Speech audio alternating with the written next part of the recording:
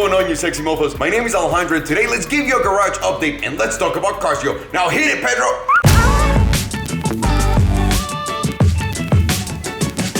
And I think the first thing we need to get started with this garage update is gonna be the bolo keys. That's correct. That's where I put all of my keys, lose them for a little bit, and then find them again. So let's get started. I'm just gonna get in every car, tell you guys what I like about the car, what I don't like about it, why it's staying, why it's not staying, or what's coming in. So let's get started. And how about we get things going with the Rolls-Royce Black Badge? This is one of my favorite sedans of all time. Let me get in there and explain you why.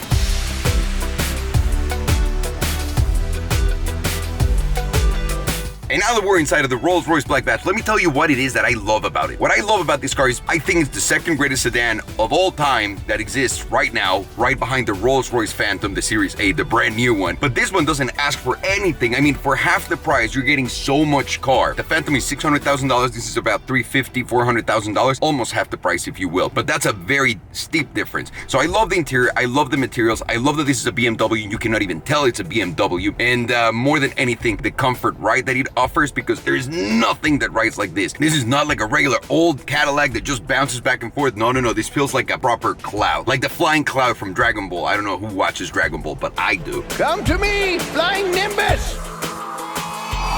So this car is going to be staying here for a while, and also I'm going to be doing something to it rather soon that I'm very, very excited about, because I'm going to make the car what I really wanted from the start. I'm pumped about it. My Rolls-Royce Ghost is staying here for a while, so yes!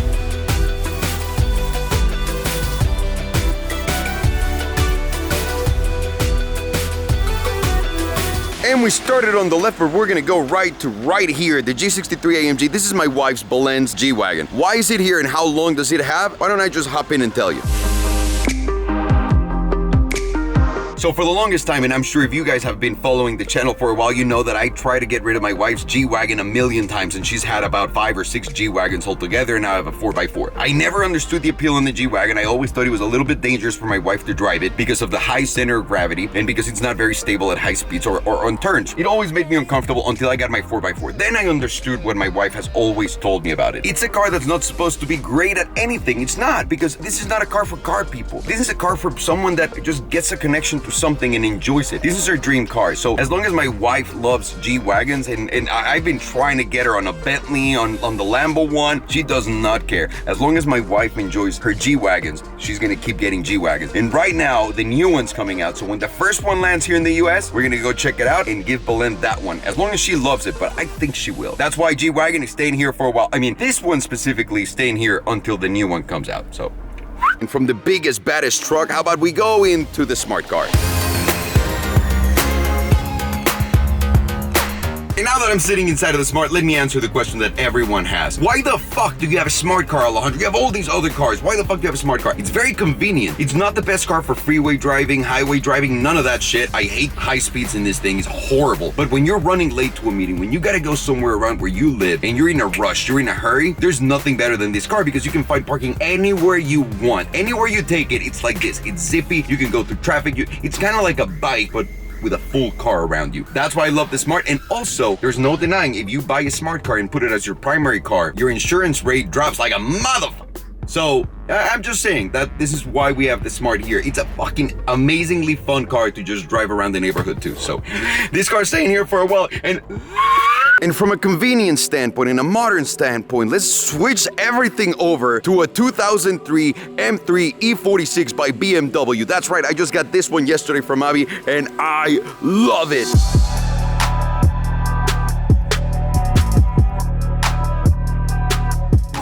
Now that I'm sweating like a hooker in church, this is the BMW M3 2003 E46 is the BMW name for it. And I love this car. I am absolutely in love with it. This was the first BMW I ever had, and it's a great driver's car. It's a naturally aspirated flat 6-cylinder engine, rear wheel drive. You don't hear the exhaust so much, you hear the engine through the exhaust. It's fucking delicious. If you describe to me BMW at its finest, to me this is the answer to that. Unfortunately, I'm not gonna be able to keep this car as much as I love it, even though Avi did that amazing thing for me and for us, because I'm gonna be giving it away to a pro member. And as much as it hurts, I need to give it away because I have a beautiful wife that yells at me all the time for having too many cars that we don't drive. And she's absolutely right. So this M3, don't get it wrong though, I'm gonna enjoy the shit out of it until I can't have it anymore.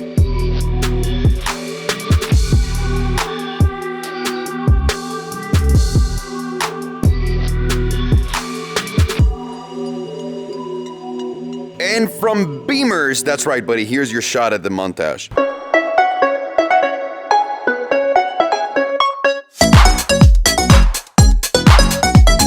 We're gonna go to something more impressive. This right here is my 2018 Ford Raptor. I love this freaking thing. Let me get inside and tell you why I love it and what I'm about to do to it.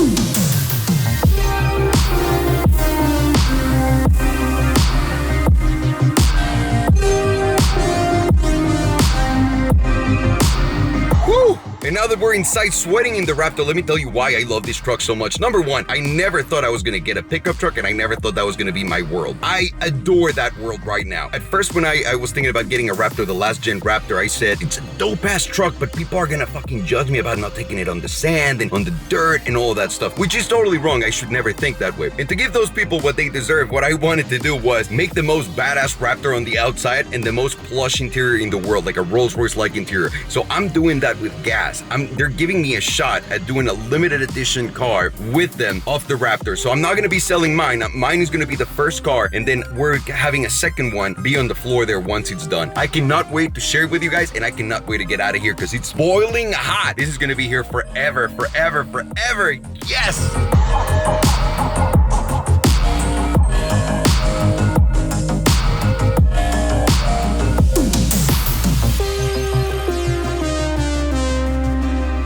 And for my first project truck, that's fucking right, my first project truck, let's jump into the 4x4 Square by Mercedes-Benz, and let me tell you why I love it so much.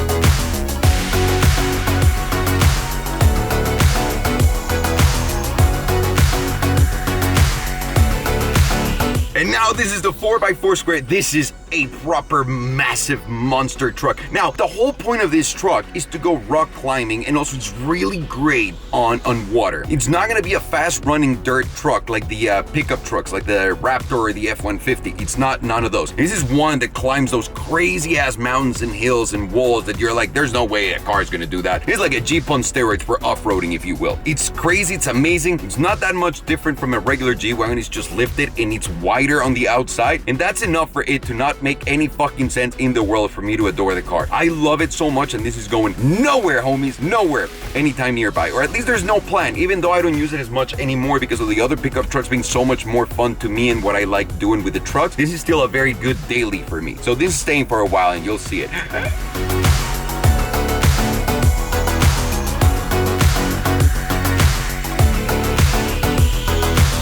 From one of the biggest toys I've ever gotten that puts one of the biggest smiles on my face, let's go to the next one, which is even bigger and more badass in my book because of the whole history with it. So let me explain to you why I love so much my F-150.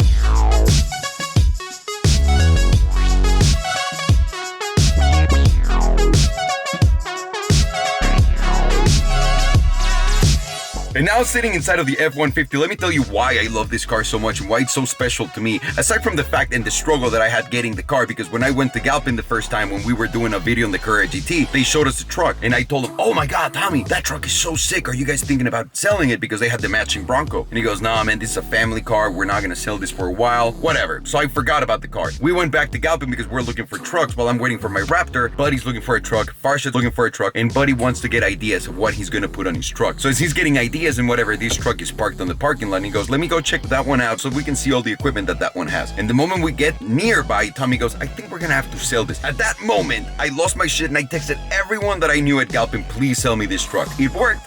I have it now. This is the biggest toy I've ever gotten in my life. I love it. I adore it. I love the colors outside. I love the equipment that he's got. I love all of the lights. I love the way it sounds. I love the shh that it makes. Everything about it I adore. And I love that it comes with a little toy car of it. So, am I gonna sell this car? Hell to the no, homies. Hell to the nah. It's gonna be here for a while. I adore this car, and it just puts the biggest smile on my face. So staying here for a while.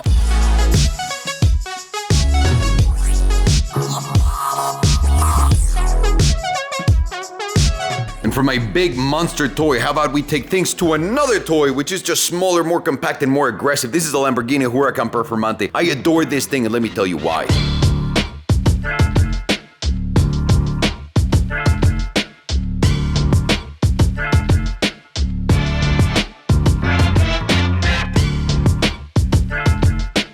And here I am inside of my Lamborghini Performante. By the way, I never thought I would go back and buy another Lambo. After the Aventador thing, I thought, they're just not my cars. I get what they are. They're big GTs, showy off GTs, whatever, the Aventadors, and I didn't like the Huracan that much. But this car completely changed everything. The finishes in the interior are crazy. The materials are insane. The way it sounds with that naturally aspirated V10 engine that it has. The way it drives. I mean, there's probably less than 5 cars in the world that can do what this car can do and give you the confidence and security that this car provides you with, because it's an all-wheel drive car and it's a track monster. So it's an amazing car. It's fun to drive, and here comes the first. Will it stay? This one, I'm not entirely sure. I love the car so much that I might want to get a crazy epic spec on the car. And if I do that, you know how that goes. I'm going to have to get rid of this and look for a month and just get the other one. I know it's stupid because I can wrap a car, but I can also buy the one that I like so much. So I'm not entirely sure if that's going to be my play or not, but I'll know within the next couple of days, because there's a few plays that I'm making and might as well if I can. So Lamborghini Huracan Performante is going to be here in the garage for a long time. This one specifically, I'm not entirely sure, not based on anything other than I like the car so much, I might want the greatest spec ever made.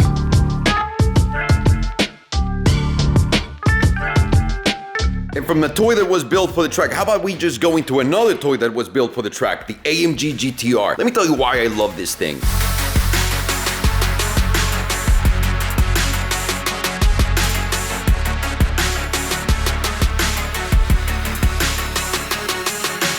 So now sitting in the AMG GTR, let me tell you why I love this thing so much, and the reason why is just simplicity. The simplicity of this car by being a Mercedes by default. It's an incredible advantage that it has. Any other car, if you want to get into a McLaren, if you want to get into a Lamborghini, you're going to have to learn how to do that. And to some people, that's a little bit intimidating. And also, the pain in the ass of getting in one of those cars, it's massive. And what Mercedes did here was, they brought the performance, they brought the sound, they brought the looks, they brought the extremeness, but in a Mercedes Live package, where you can just get in the car, press the start button, and go. It doesn't drive any different than any other Mercedes, but at the same time, the other thing that I love about it is how different it drives from any other Mercedes. And yes, I'm not crazy, and yes, I did just say that. What I mean by that is, the rear tires are right behind my ass right now, and the front hood and the front tires are really far ahead. So it gives you an experience like no other car. Probably just an SLS can give you that experience, and the SLS is a little bit outdated and doesn't have the latest and greatest technology from Mercedes. So I just wanted an easy car that performs like crazy and gives me a different driving experience. So will this one have to go somewhere? Absolutely not, because it's such a different experience from all of the other cars, not to mention the value. You get this performance for $180,000. No other car can do that. Right now, this is a great deal on the market. So AMG GTR, you're staying here, baby. You're staying. I'm sorry, guys. I got carried away. Sorry.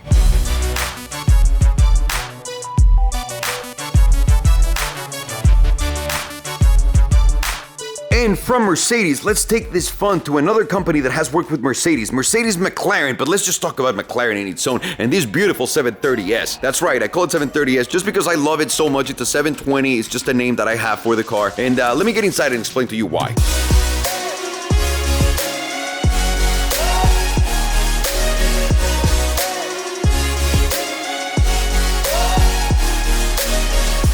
But why? Why is it a 730, Alejandro? It's rather simple. I used to have a Pagani Huayra, for those of you who haven't followed for a long time, and I named that the 730S. And after some dude bought the car, Pagani decided to remove my plaque that was inside of the car that said 730S and just change the name of the car. So with them showing that they don't give a shit about the name, I took the name and I just give it to cars that are, I think, the best cars that I have in the garage. So this to me is the best car I have right now because it's the greatest sports car made today. It's so good all around. It's like, forget about bipolar. This is tripolar. What do I mean by that? I mean, it has 3 very different modes. I mean, the car changes so much on each one of these modes. It's unreal. This is the first time and the first car that's ever done this to the level that this one does, because when you're in comfort, it's the most comfortable GT you've ever driven. Once you put it in sport, it's like you took a Red Bull for that GT and it becomes more aggressive and quick and snappy, but it's not crazy enough to intimidate you. But once you throw it in track, all bets are off and this thing becomes a bullet, a missile. It's insane what it can do on the track. It's insane what it can do on the street. It's insane what it can do in any situation. This is an epic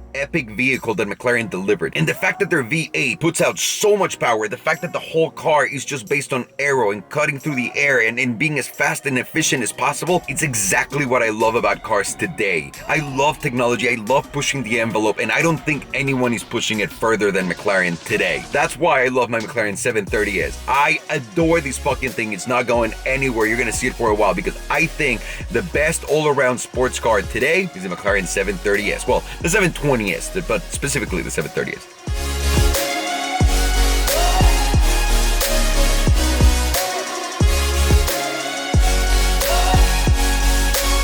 And from a modern legend, what do you think if we take it to one of the most epic legendary cars in the automotive history, the Carrera GT, people. Ooh, ooh.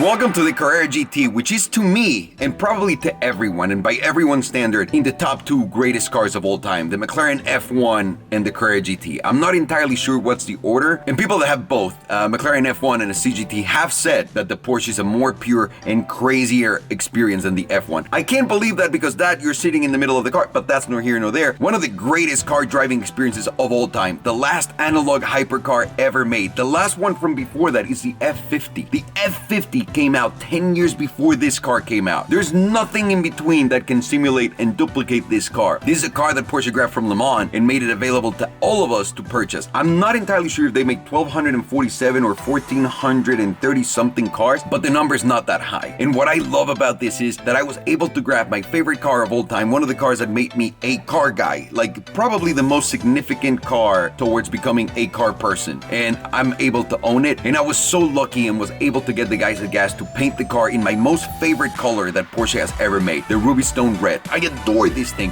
I know that people say it's pink, but it's red. But even if you put it outside, sometimes it does look pink, sometimes it does look a little bit red. I adore whatever shade it shows at all times because it's so special. I don't know how to describe it. Owning one of the greatest cars ever made and one of the most legendary ones, and one just made towards my liking, is a bucket list item. So this is not going anywhere. I don't care if the IRS is coming after me or anyone. Fuck that. I'm keeping this. So even if I have to live in it, so if you guys see me living in here, you know what happened.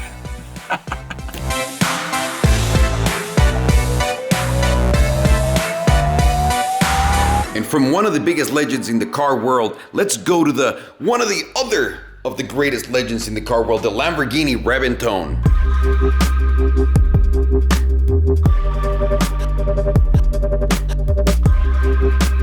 Okay, I already said it a million times. This is not my car. This Lamborghini Reventon belongs to a couple of friends. And when you people ask me, but why is it in your house? If someone asked you to hold their Lamborghini Reventon, wouldn't you do it? It's a fucking pleasure for me. This is a car that I adore. I mean, it's inspired in a fighter jet. What kid doesn't like jets? Even as an adult, I adore jets. Whenever there's an air show, I just have to stare. There's no way around it. There's so many elements in here for that fighter jet inspiration that I adore. The car is very special. There's only 20 made. They're like $2 million. It's insane. It's bonkers. This was a transition between the Mercy and the Aventador, and it was delightful to see because the Mercy felt so rough and this feels a little bit more refined. So this is a car that I adore for one reason alone. I never thought I'd be able to see one in my life, and today I have one sitting in my garage. And even though it's not mine, that means the world to me because nothing is impossible and you never know where you're gonna end. So that's what this means to me. I love it. I adore it. And I don't know how long I'm gonna have it here for because it's obviously not mine. So whenever the time comes and they make a call and say, hey, we're gonna take this and put it somewhere else, their call. For now, I'm very happy that it's here.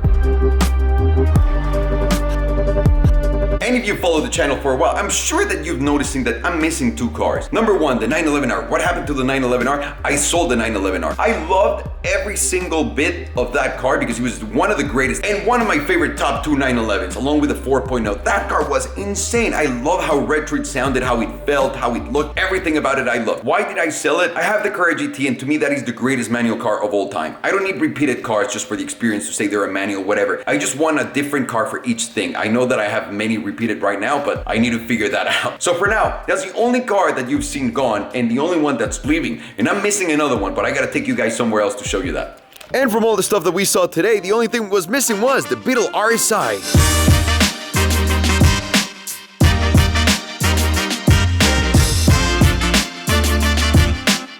This is my guilty pleasure car. Why? Because I should not have it right now, but I still love it and adore that I have it and I own it. This is one of those cars that means more than just the car. Even though this is a legend, right? They only made 250 cars. Well, 251. The one car that doesn't look like all of the other ones, which all of them are silver with this interior, is blue with a different interior. And that's at the VW Museum in Germany. Although someone sent me a picture not too long ago of the car out on the street. Not entirely sure if that was a real museum car or someone else painted their RSI in that color, which by the way, I thought about that too. So I don't know if I'm able to do that or not. But so the epic thing about this car is this was when the Beetle just came out, before the turbo came out. They only had a 4-cylinder available and they slapped a VR6 engine on this one to 220 horsepower, insane power, 4-wheel drive, short shifting. It's awesome. It's not a fast car. It doesn't sound incredibly great and crazy, but to me, it's just way more than just a car. To me, it brings me back to that moment in my life when I saw this amazing dude driving one in Mexico and the one freeway that we had back in the day. And I said to myself, that dude knows what the fuck he's up, because he just bought a Beetle that's $60,000. He just bought it for himself. He wants to enjoy it without telling people,